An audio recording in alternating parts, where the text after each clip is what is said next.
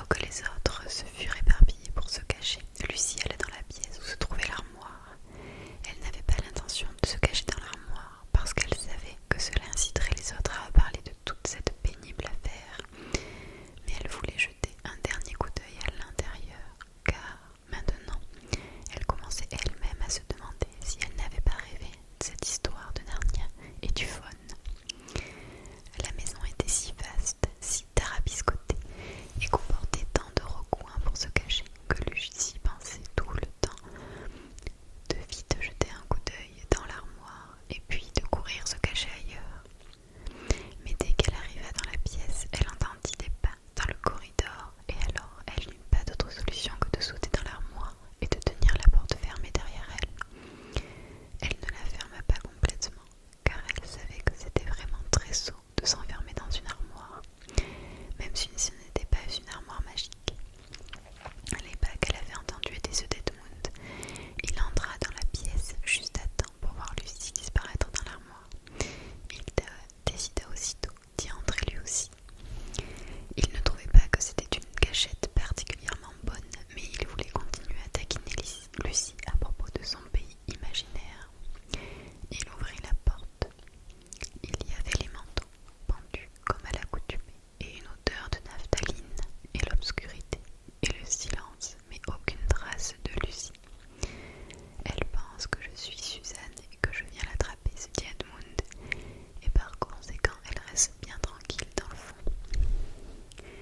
Il sauta à l'intérieur et claqua la porte, oubliant à quel point il est stupide d'agir ainsi. Puis il commença à tâtonner dans le noir pour repérer Lucie. Il s'attendait à la trouver en quelques secondes et fut très surpris de ne pas y parvenir. Il décida de recouvrir la porte pour laisser entrer un peu de lumière.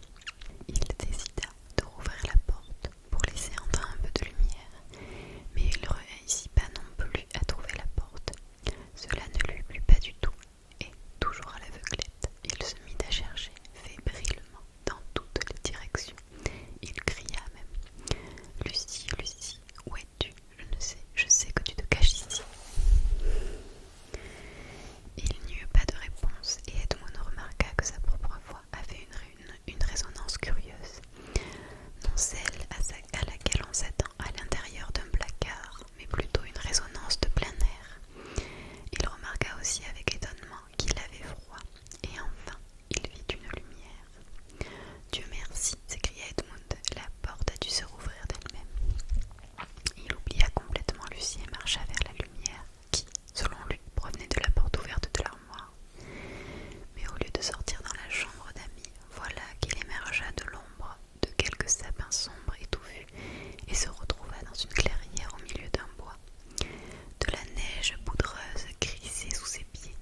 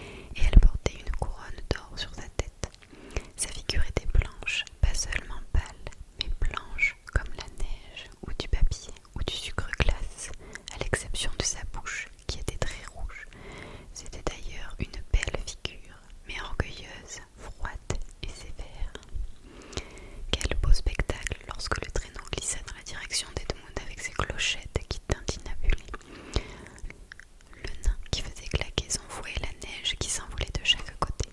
« Arrête-toi !» commanda la dame, et le nain retint si brusquement les rênes qu'ils tombèrent presque assis par terre. Ensuite, ils se remirent d'aplomb et restèrent sur place, mâchonnant leur mort en reprenant leur respiration. Et dans l'air gelé, le souffle qui sortait de leurs naseaux ressemblait à de la fumée.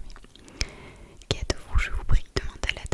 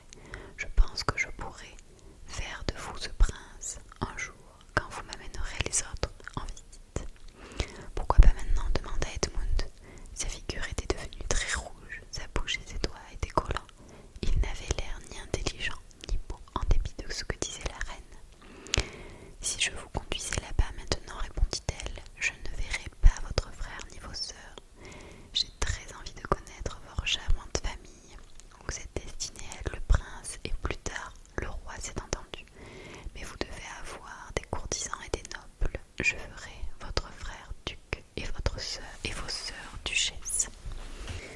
Ils ne sont pas très intéressants, objecta Edmund, et de toute façon, je pourrai toujours les amener un autre jour. Ah, mais une fois que vous serez dans ma maison, dit la reine, vous risquez de les oublier complètement. Vous vous amuserez tellement que vous ne voudrez pas prendre la peine d'aller les chercher. Non, vous devez retourner dans votre pays à présent et revenir me voir une autre fois avec eux, vous comprenez?